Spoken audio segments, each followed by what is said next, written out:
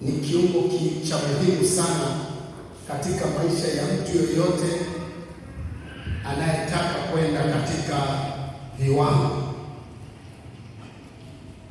Tabia ni nini? Ndani ya tabia kuna mambo matatu. Bwana Yesu asifiwe. Yamefunganishwa na neno tabia.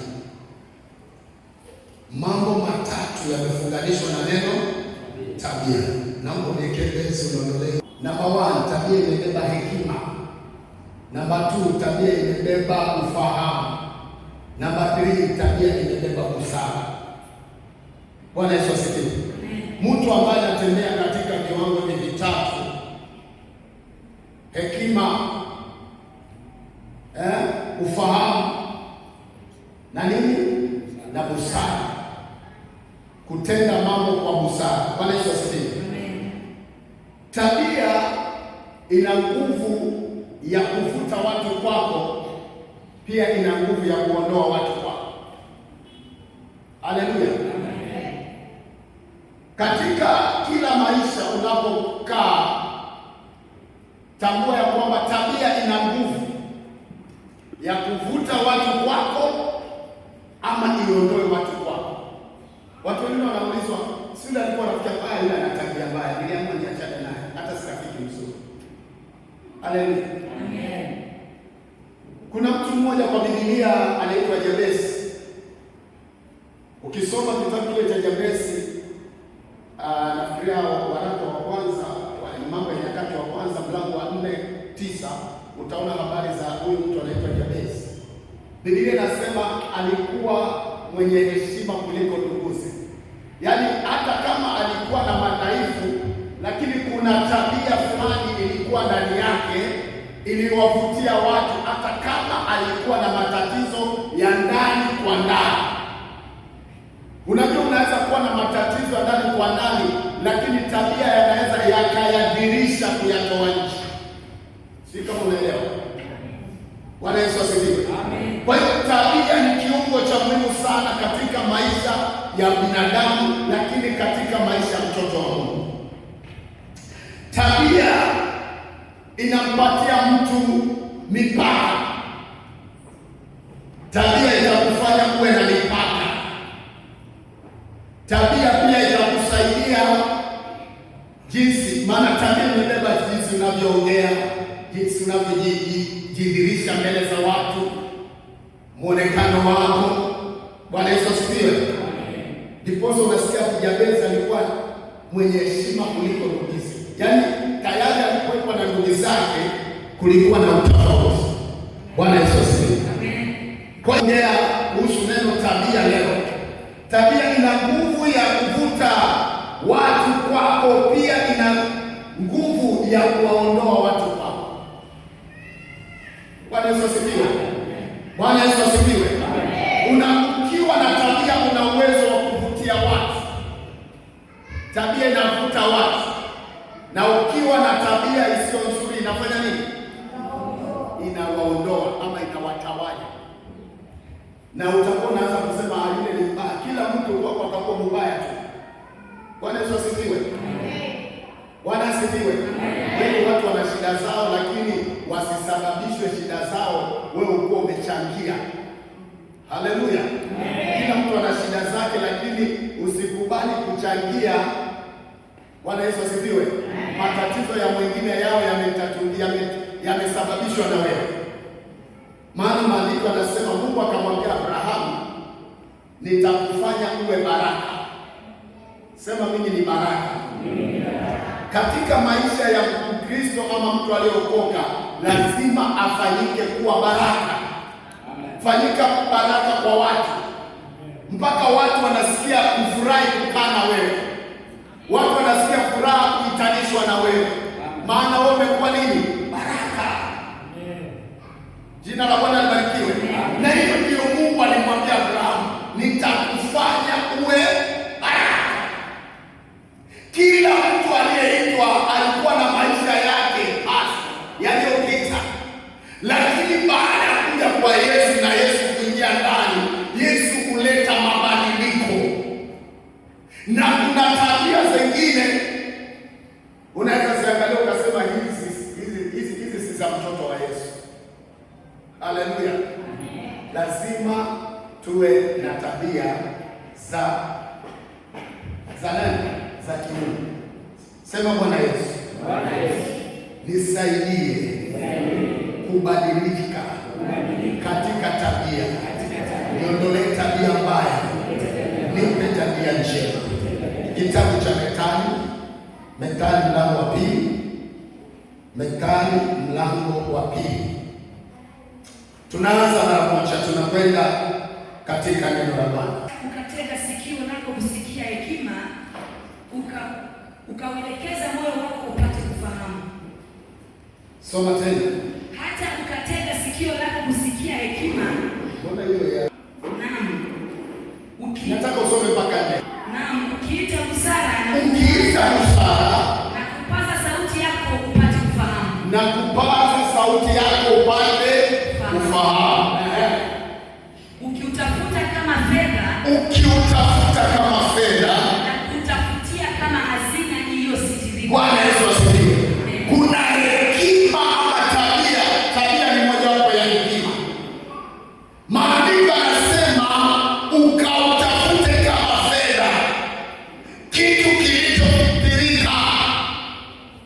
Unajua vile watu wanatafutaga madini huwa yamesitirika, yako mali yamefichwa. Bwana Yesu asifiwe. Sasa wakati watu wanatafuta madini, wanatoa gharama zote za kuchimba, za kutafuta, na mwisho wanapopata madini wanafurahia sana. Bwana Yesu asifiwe. Sasa maandiko yanasema ya kwamba hiyo tatu ni nne. Soma nne. Ukiutafuta kama fedha na kutafutia kama hazina iliyositirika. Ukiutafuta lazima ujue tabia ni wewe utakayotafuta. Lazima ujipinde katika kioo. Je, tabia yangu, mwonekano wangu, jinsi ninavyoongea na watu niko sawa? Bwana Yesu asifiwe. Watu wengi wameharibu kazi, maana wameajiriwa kazi kwa sababu ya tabia. Bwana Yesu asifiwe. Unaharibu kazi. Hata Mungu amenena kabisa, nafasi fulani ni yako, kazi fulani ni yako, lakini kwa sababu ya tabia unaharibu hiyo kazi. Bwana Yesu asifiwe. Kwa hiyo tabia mbaya, tabia inamfanya mtu anakuwa na mipaka. Mtu ambaye ana tabia hana mipaka. Haleluya. Bwana Yesu asifiwe. Ambia mtu ya kwamba katika kila jambo unalifanya, hebu sema tu, katika kila jambo unalifanya, watu wanakuangalia. Maongezi yako watu wanapima. Jina la Bwana libarikiwe. Bwana Yesu asifiwe. Mtu aliyeokoka asitaki kuwa mtu anasema mimi sijali. Nikuonesha kuna kitu ndani ya huyu mtu bado hakijabadilika. Tuko pamoja? Mtu ambaye anampenda Mungu anajali.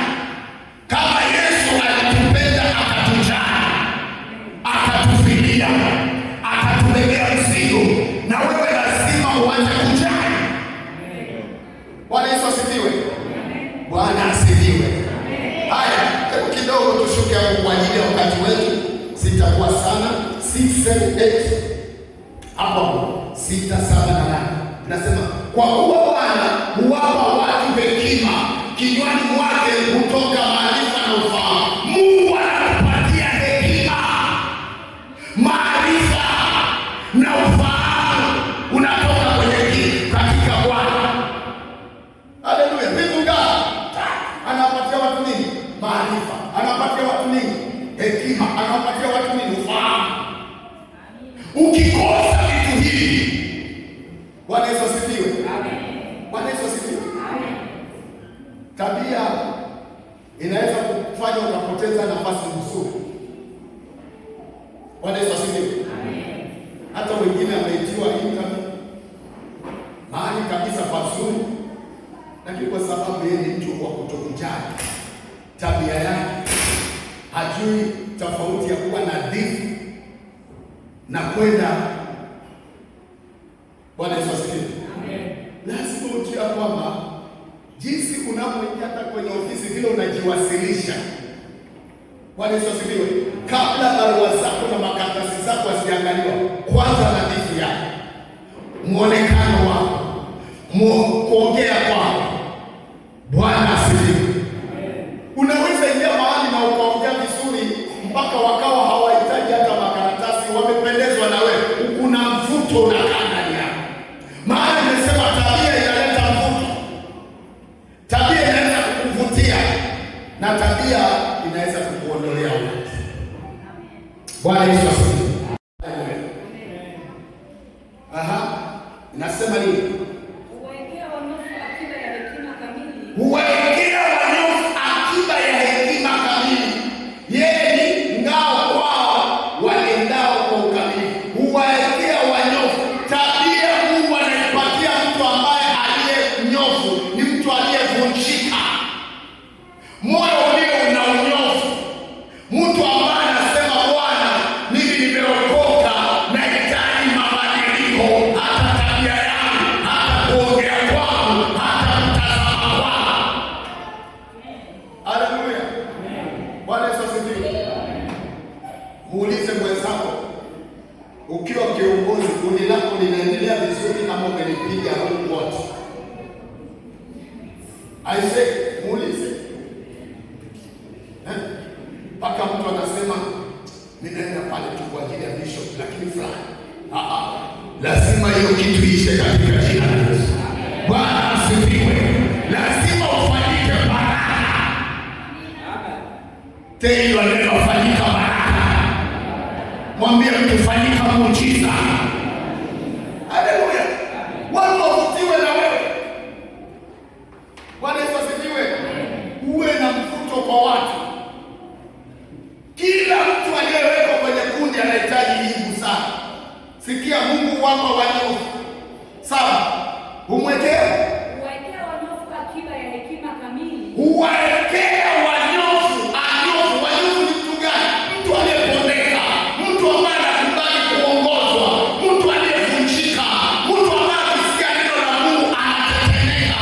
Yule anaitwa mnyofu. Tabia haiwezi kaa juu ya kila mtu. Tabia inakaa juu ya watu walio na hofu ya Mungu, watu ambao wamekubali kugeuzwa na Mungu, watu ambao wamekubali kutengenezwa na Mungu. Ambia mtu unapokuja kanisani, mwambie mtu unapokuja kanisani, umekuja kwenye garage ya Mungu, utengenezwe. Sasa usianze kufundisha Mungu nitengeneze hivi. Wewe mwachie Bwana amtengeneze vile anavyotaka. Amen. Wengine wanakuja kwa Mungu anaanza kufundisha Mungu, oh Bwana. Wewe mwachie Mungu akutengeneze tabia. Na kile kinatengeneza tabia ya watu ni neno la Mungu. Amen. Ni mafundisho. Na ukisikia, na tena kuna mahali hapo inaniambia si kusikia tu, bali kufanya.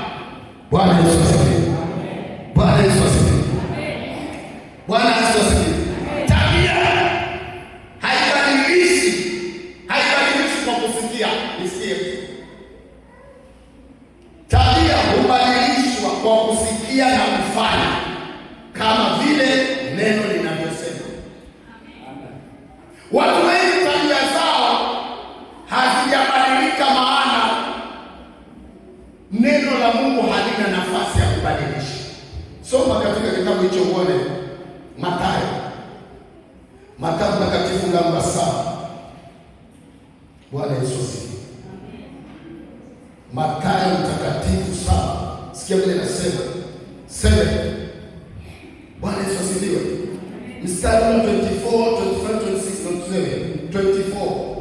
Bali kila asikiaye hayo maneno yangu na kuyafanya atafananishwa na mtu mwenye akili aliyejenga nyumba yake juu ya mwamba. Haleluya. Kila asikiaye, kila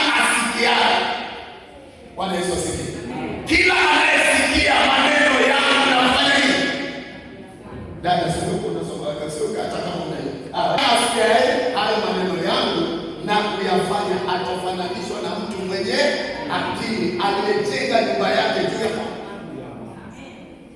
Kuna watu wanasikia lakini hawayafanyi. Mimi nilifundishwa nikisikia ujumbe nikimaliza naanza kuomba kudai kile nimekisikia. Bwana, nimekuwa msikiaji lakini si mfanyaji. Naomba kuanzia sasa niwe mfanyaji wa neno lako. Nahitaji kuwa na tabia ambayo inaweza kuvutia watu.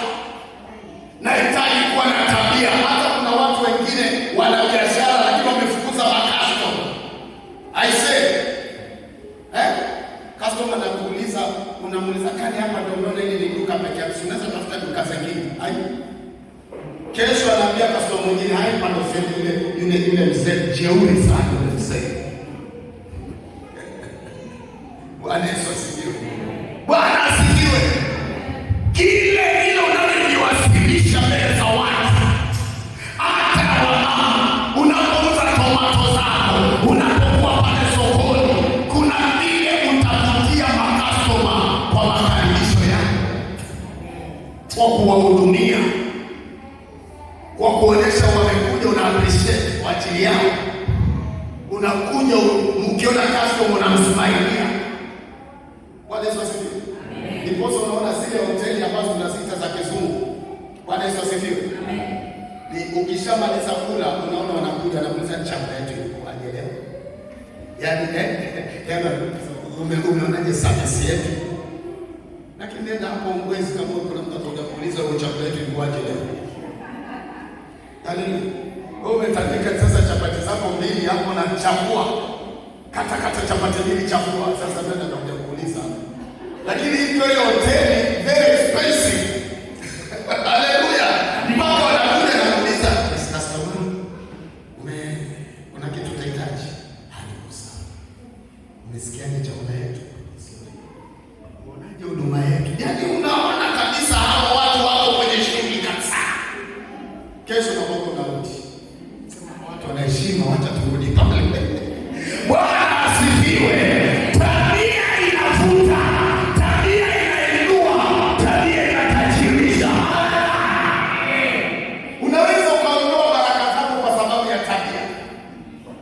Tuko pamoja? Amen. Haleluya. Amen. Mstari unaofuata ni wa 25. Nasema nini? 25. Amen. Mvua ikanyesha, mafuriko yakaja.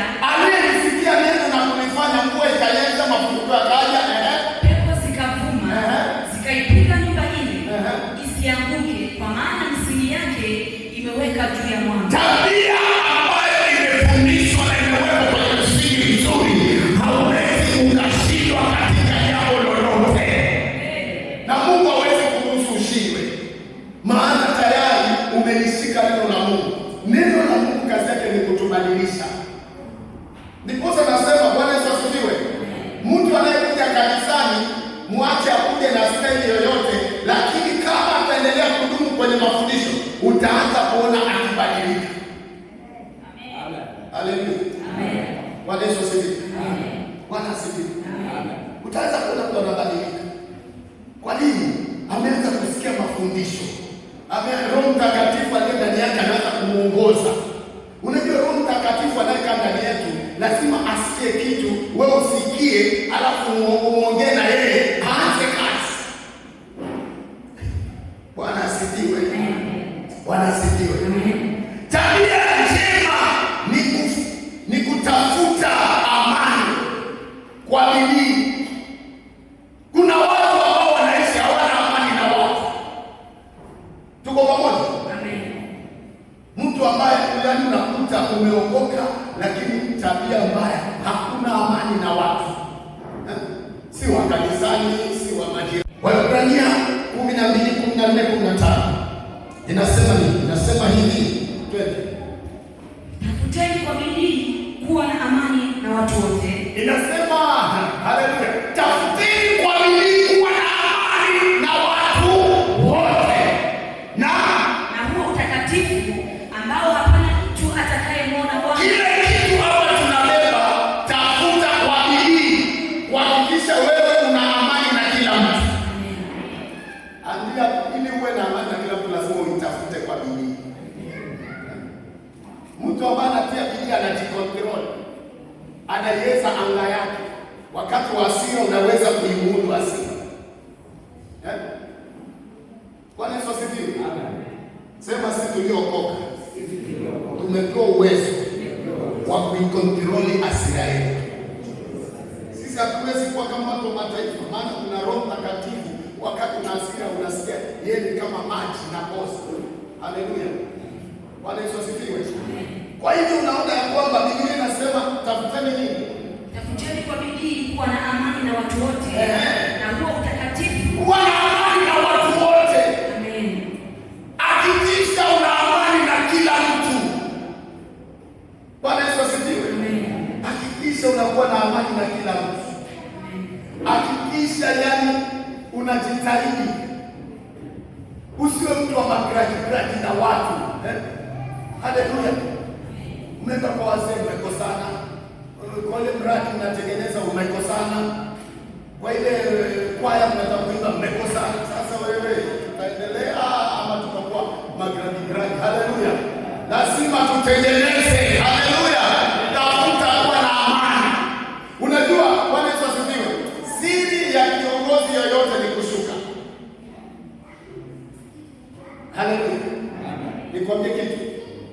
Ukiona nyumba inaendelea, haleluya. Watu ambao wana hekima wa kuona nyumba inaendelea. Bwana Yesu asifiwe. Utasikia watu wengi wakisema yule mzee amelaliwa na mke. Hajalaliwa. Ni vile anafanya bidii nyumbani iendelee. Haleluya. Maana ukiwa mjane wajanja wengi hawezi kama nyumba. Lazima mmoja ashuke. Haleluya. Sasa unaweza sikia tu mtu anaongea kule mzee amelaliwa na hajalaliwa. Usione paka amenyeshoka mriati simba amenyeshoka kani paka.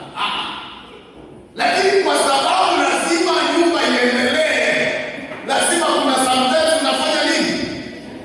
Ijapokuwa ni kichwa lakini nafanya nini? Ijapokuwa ni kichwa na kuna mwongee hiyo asesi. Muongee kidogo.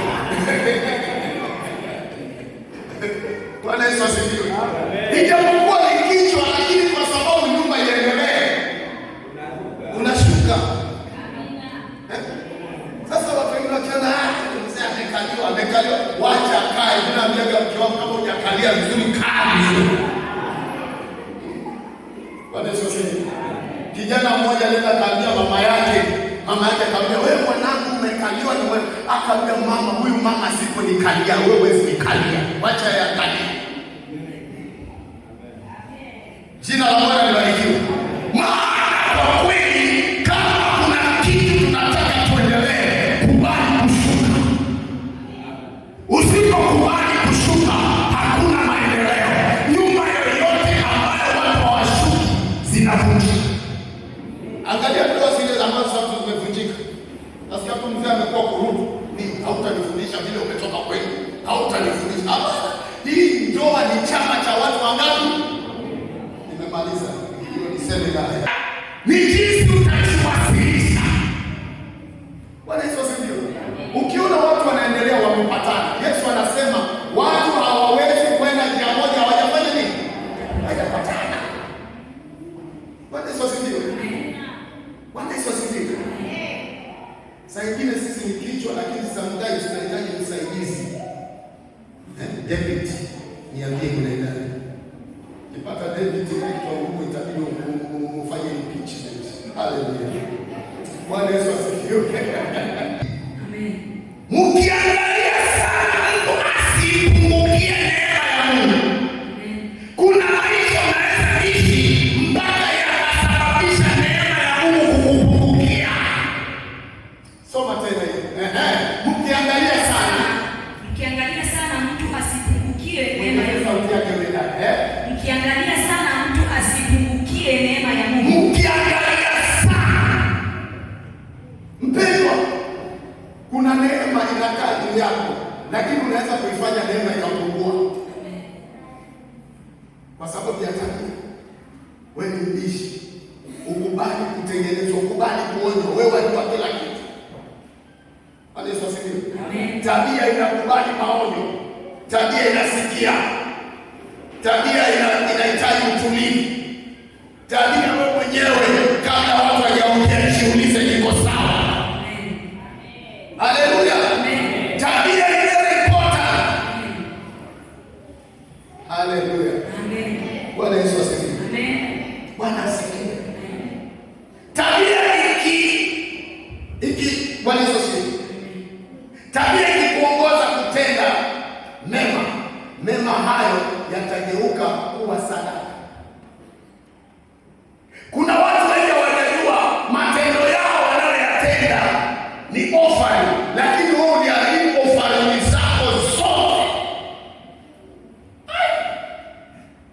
Halo, kuna watu hawatendi matendo mazuri kwa sababu hakuna mtu anaweza kumwambia kitu, lakini wacha nikwambie, neno la Mungu linakwambia tabia mbaya, haleluya, haleluya, ni laana. Tabia nzuri ni sadaka mbele za Mungu.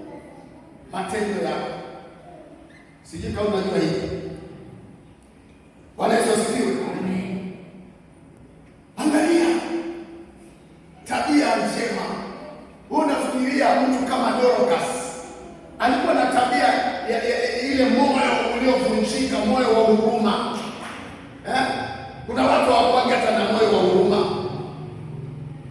Tabia ya huruma ya Dorcas ndio ilileta matokeo wakati alifika mwisho wake. Tuko pamoja? Bwana Yesu asifiwe. Na hiyo tabia ya kutenda mema yake, haleluya, mema yake ikamtetea Dorcas. Angalia kitabu kile cha Waebrania tu mlango wa 13. Mlango wa 13.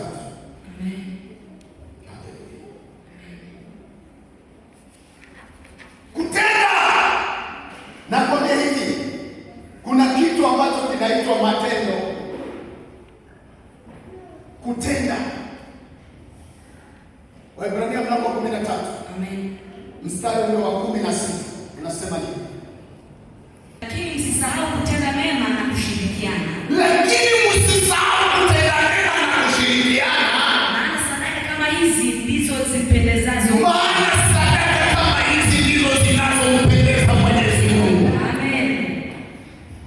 Watu wakisikia sadaka wanafikiria ni pesa tu. Lakini kuna vitu ambavyo unafanya. Kuna vitu unafanya. Hatufanyi kwa sababu tunalipwa. Tunafanya maana Mungu ni Mungu anaona. Na Mungu atakujazia pale kwa siri. Dorcas alikuwa na tabia ya huruma. Alikuwa nataka nikwambie, Bwana Yesu asifiwe. Hii kanisa ni garage ya kutengeza watu kutoka tabia mbaya kuja tabia. Sisikii tabia mbaya kuja tabia nzuri. Atoke kuongea vibaya hata kuongea vizuri. Bwana Yesu asifiwe. Hata ukimsikia mtu anaongea vibaya acha kumwewe mlete garage. Haleluya. Mwambie twende garage utengenezwe na Bwana. Hebu watu Bwana anatengeneza watu. Haleluya. Bwana Yesu asifiwe. Baada ya muda unaanza kuona watu wanabadilika. Jina la Bwana libarikiwe. Jina la Bwana libarikiwe. Jina la Bwana libarikiwe. Tabia inakuongoza kuwa heshimu viongozi wengine. Tabia inakuongoza kuheshimu viongozi. Kama hauheshimu viongozi, umevuka mipaka kwenye tabia zako. Unasikia wamama wabaki, wewe ubaki, unaenda. Haleluya. Kuna siku na wewe utatuhitaji na sisi tutaenda. Haleluya. Maana tunahitaji tuwe kitu kimoja. Wazee wabaki, baki pale. Kani watachukua dakika ngapi? Haleluya. Nikuongea tu sisi wamama tuna mradi hii na hii. Tunatoa shilingi 50. Sio jiunge na wenzako. Wazee hivyo, vijana nini? Bwana Yesu asifiwe. Amen.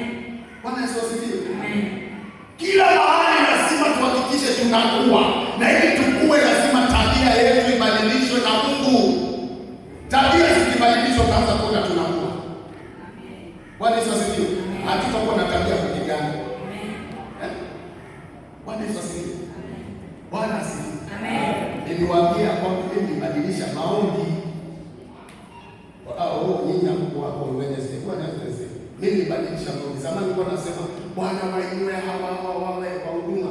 Nikaona hawataki kuinuka. Mungu akaniambia, akanipeleka kwa neno, mavuno ni mengi, watendakazi machache. Muombe Bwana wa mavuno alete watendakazi. Kaanza kubadilisha unao. Bwana analeta sasa watendakazi. Bwana analeta watendakazi. Bwana analeta ndio. Sitendakazi. Sitosha hadi unatarajia. Sasa mtaanza sisi tumekaa miaka mingi, hakuna cha miaka, ni kazi tunataka.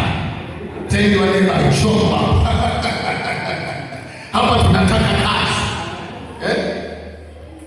Bwana leta watendakazi, leta watendakazi, kaleta elimu. Tuko sasa hapa kitu inatuchukua laptop. Next na mimi 2 weeks is coming tunaleta.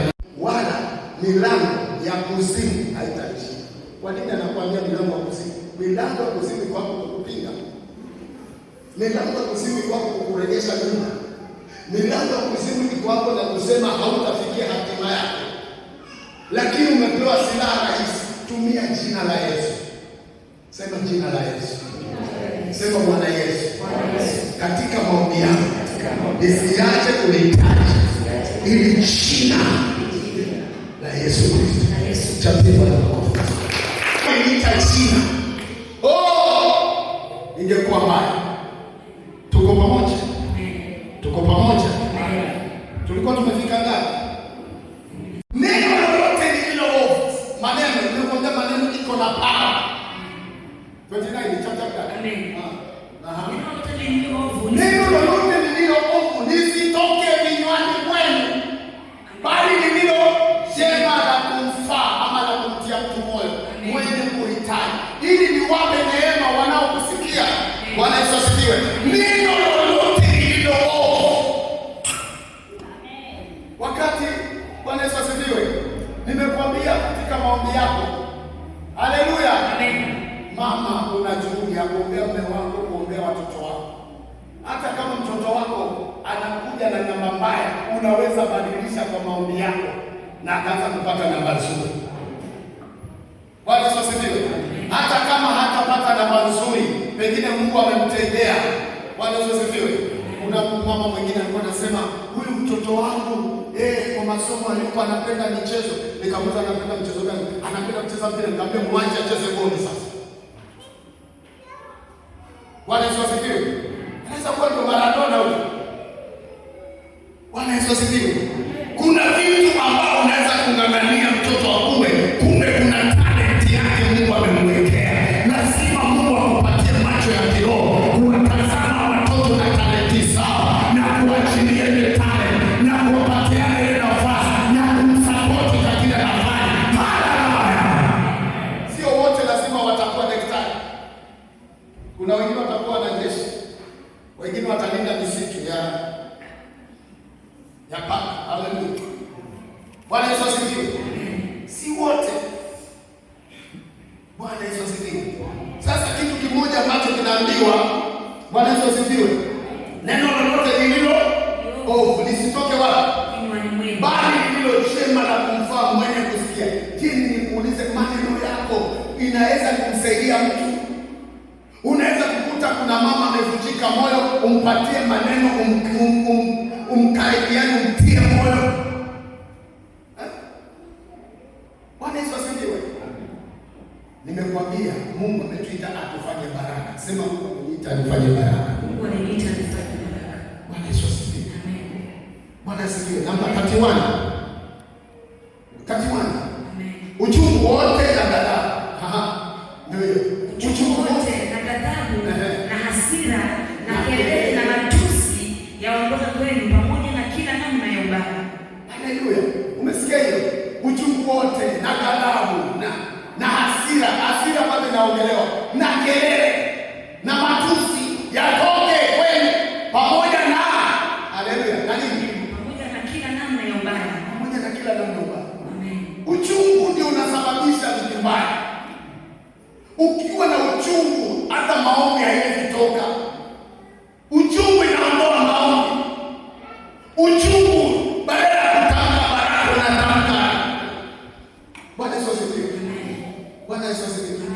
Nilienda nyumba nyingine nikaanza kusikia mama anaita watoto wake. Sufuria ya. Kidogo nasikia kikombe kwa. Kikombe liko nje anacheza. Mwite. Nikauliza kama watoto anaambia huyu anaitwa Michael, huyu anaitwa James. Watoto maskini watundu ndio katika majini. Mtoto wako unamwita sufuria ya kupika ugali. Mwingine kikombe. Kikombe anacheza. Nikamwambia mama, uchungu wote na maneno maovu yatoke kwenye kinywa chako. Kwa sababu ya kukosa maarifa. Maandiko yanasema watu wangu wanaangamizwa kwa sababu ya kukosa nini? Maarifa. Na kwa sababu ya kataa Mungu naye. Tena iwe ni wafadhili nyinyi kwa nyinyi. 32. Bwana Yesu asifiwe. Tena iwe ni wafadhili ninyi kwa ninyi, wenye huruma, mkasameheane kama Mungu katika Kristo alivyowasamehe ninyi. Tena iweni wafadhili ninyi kwa nyinyi. Yaani tuhurumiane, tupendane, tubeleane mzigo.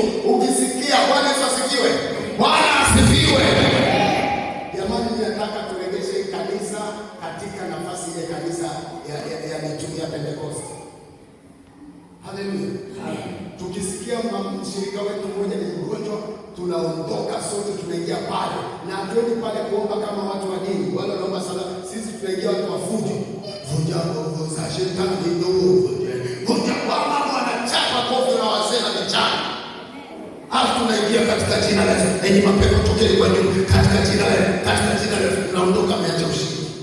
Kuna mapepo zingine mpaka watu wengine na fujo. Sio ndio pale acha kadatu. Habari katika jina la Yesu.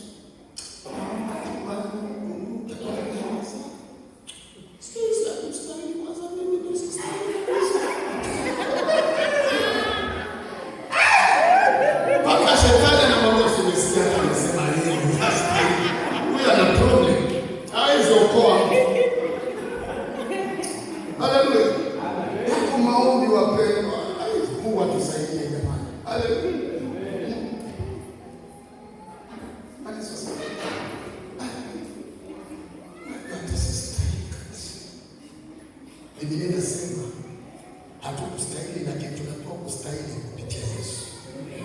Kwa hivyo tumestahili kwa sababu ya Yesu. Yaani wewe ukimpata Yesu umepata heshima zote za Mungu.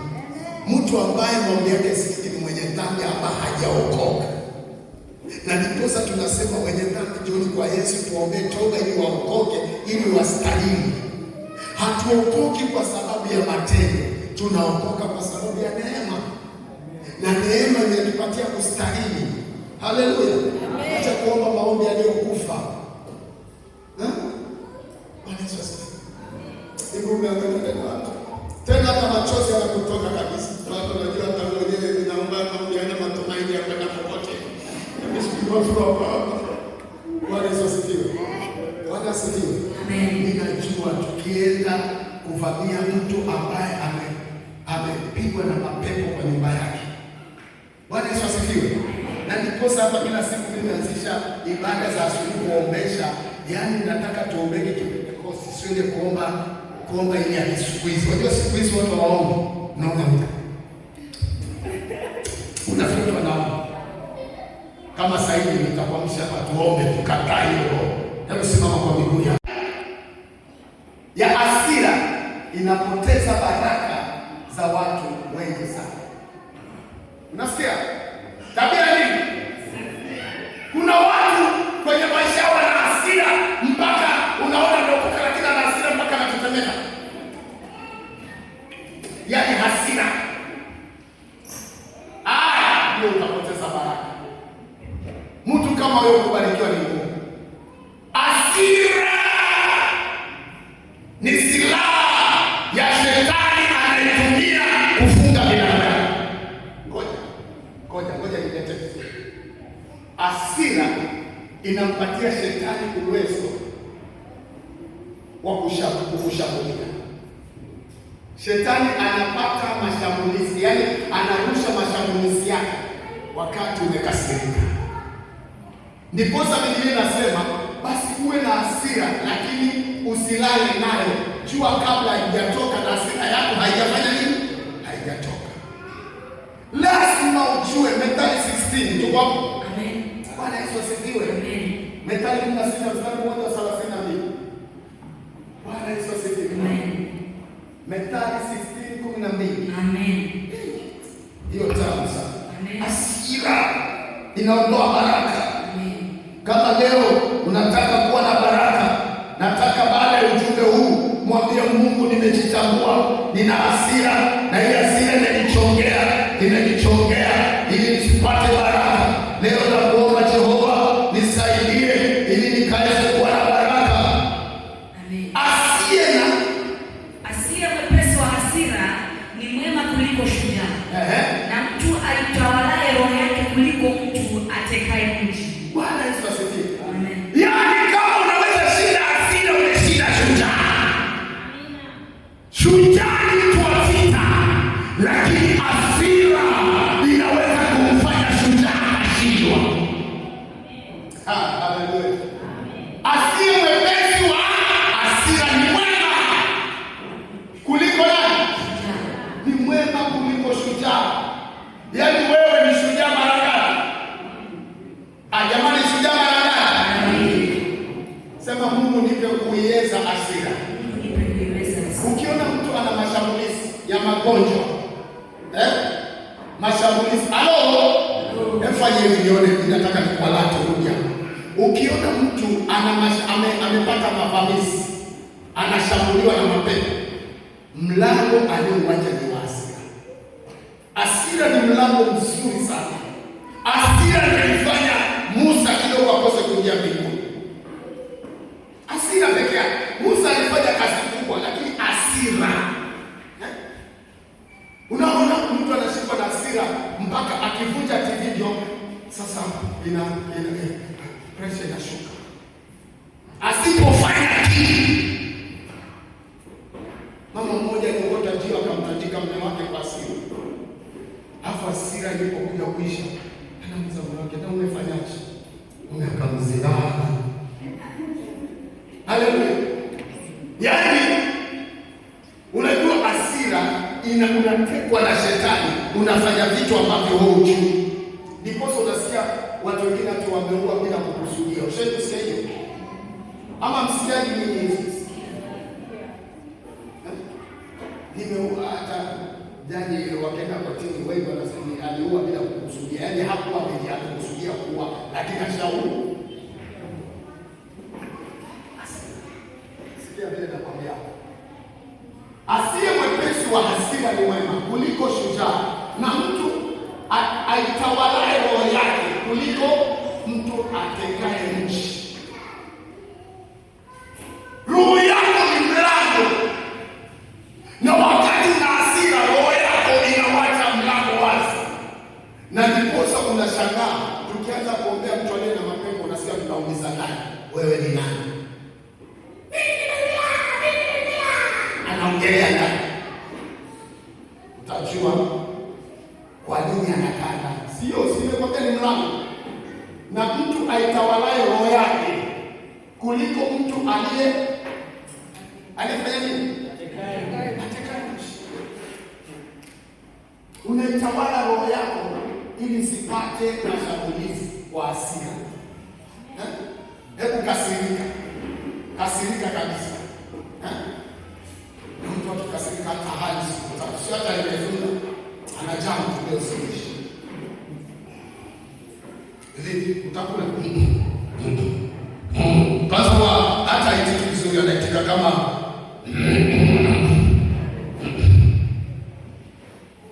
hata anakaa 3 days. Sasa siku ya tatu ndio unaona anaenda kupika uji. Sunge kama ndege. 9. Sikia vile anasema. Mimi naongea kuhusu tabia za hasira mazuri mbaya. Amen. Haleluya. Kitabu cha Mhubiri ngapi? 7:9. Bwana Yesu asifiwe. Mungu wetu ni mwema. Usifanye haraka kukasirika rohoni mwako. Usifanye haraka kukasirika rohoni mwako, maana hasira hukaa kifuani mwa mpumbavu.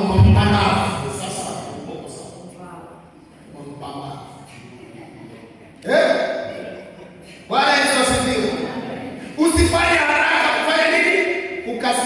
hasira rohoni mwako, maana hasira hukaa kifuani mwa mpumbavu.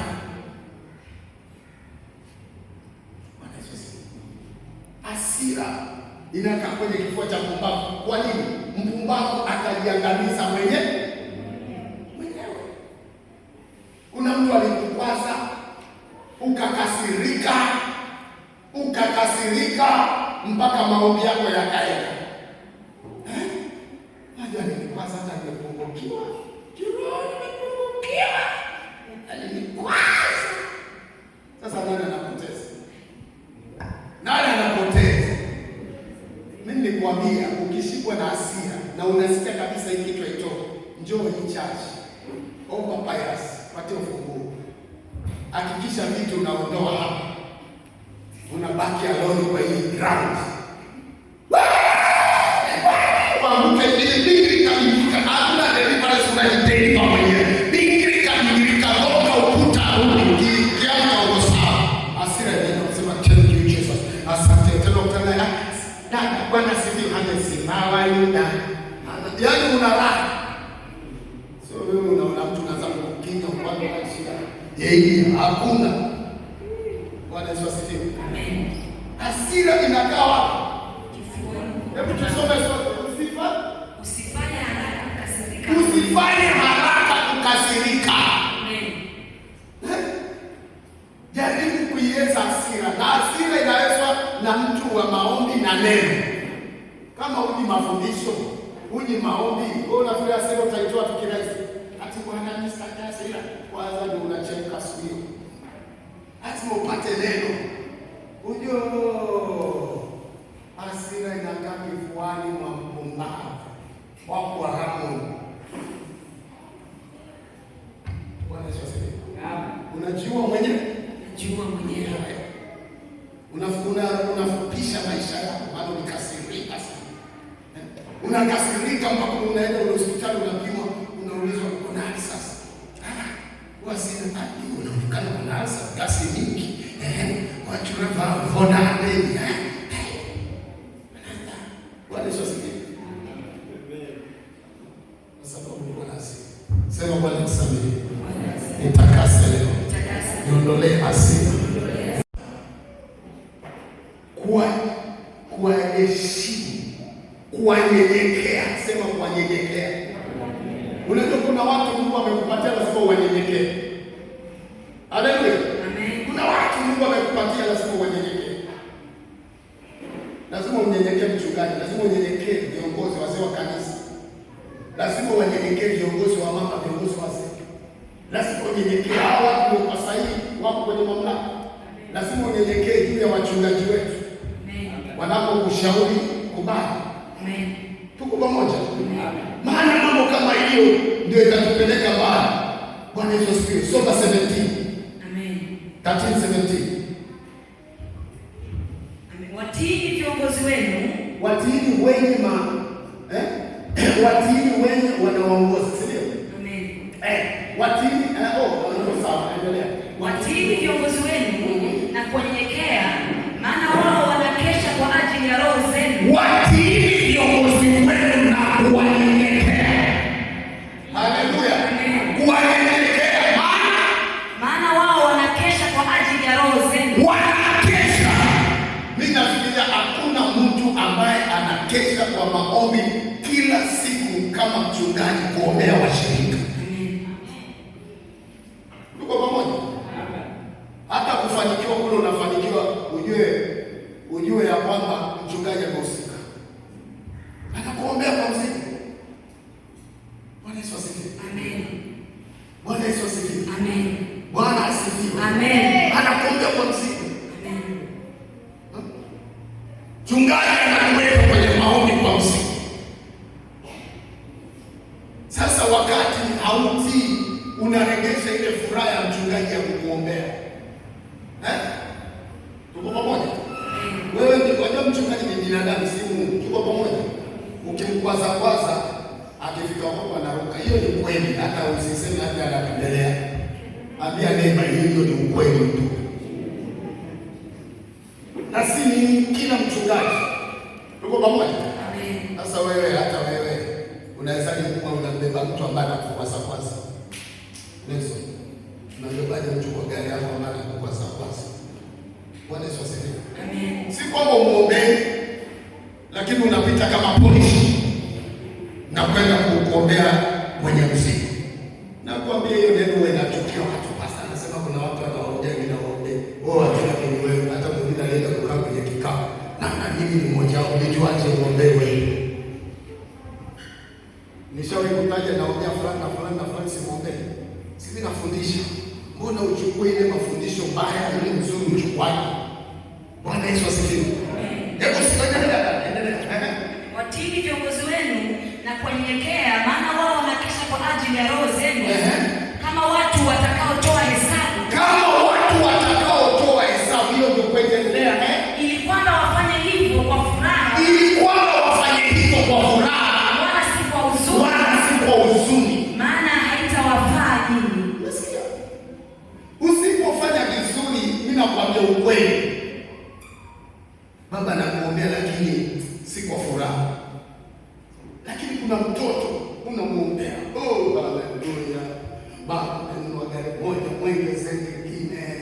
Baba amejenga ghorofa moja, ongeza zingine 3 juu yake. Haleluya. Bwana Yesu asifiwe. Amen. Kwa sababu si ndio mimi nasema. Amen. Ili kwamba wafanye hivyo kwa furaha. Amen. Wala si kwa huzuni.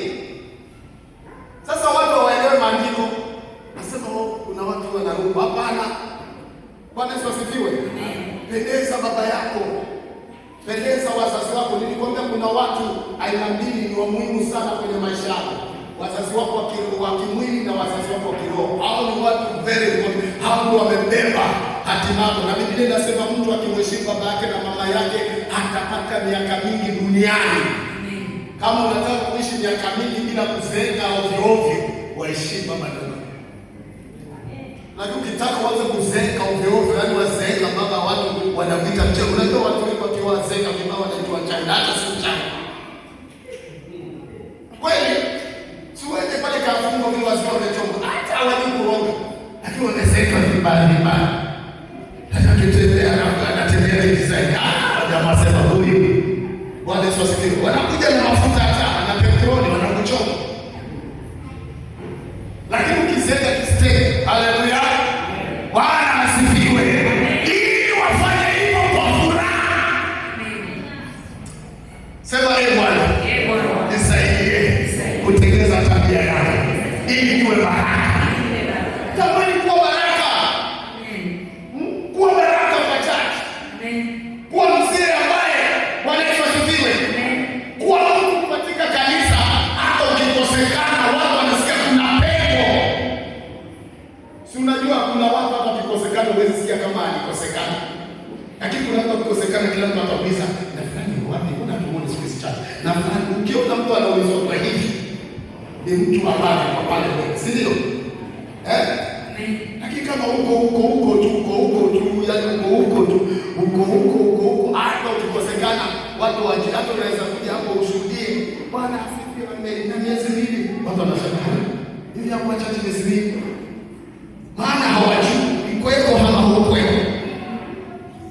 Bwana Yesu asifiwe. Sema Bwana nifanye hata nikiondoka niache alama. Chapia Bwana makofi mazuri.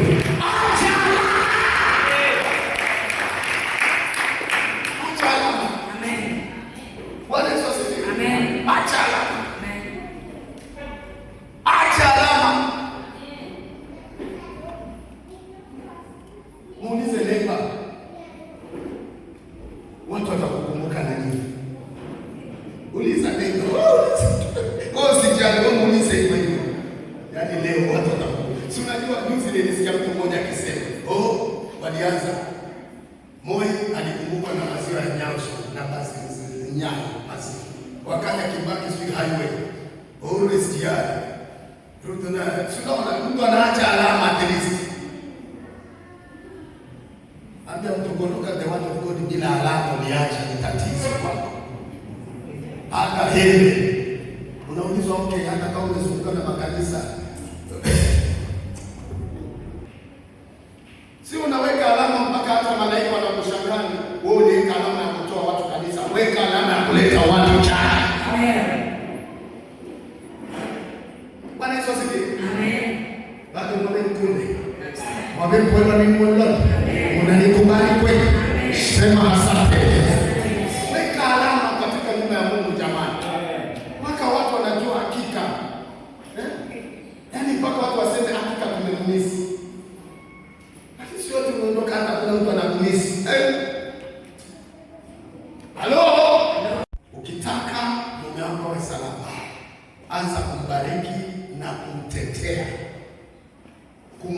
Mungu, huyu ni mume wangu.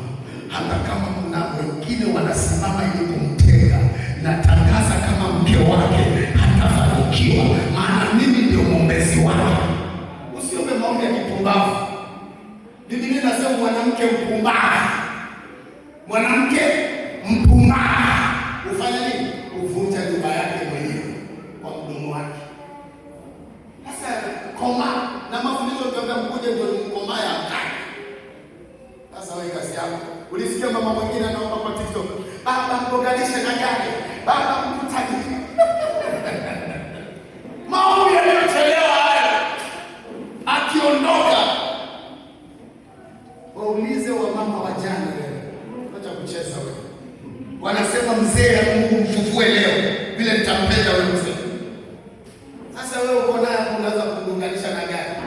Baba mboganishe hata kijia hapa hata wanaita tisini ugonjwa ule mkubwa na upata na nakuletea na kwa sababu na akili. Haleluya. Ambia mtu wacha kuomba maombi ambayo hayana tenda. Omba maombi yenye baraka. Hakuna kitu inaweza kukutenga na mzee wako. Tuko pamoja? Sema mimi ni mwombezi wa familia yangu. Bwana Yesu asifiwe. 28 inasema nini? Inasema hivi.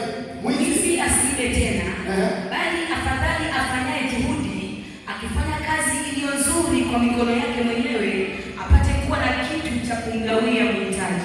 Sorry.